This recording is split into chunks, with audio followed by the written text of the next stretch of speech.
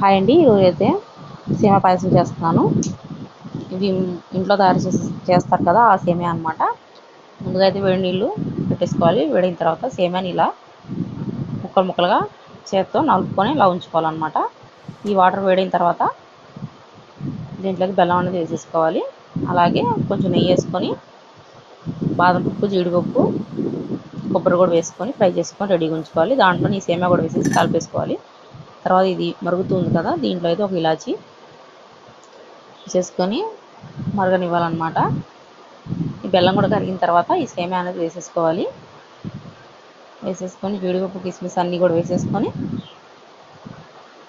కొంచెం ఉడికిన తర్వాత దీంట్లో అయితే పాలు అనేది పోసేసుకోవాలి.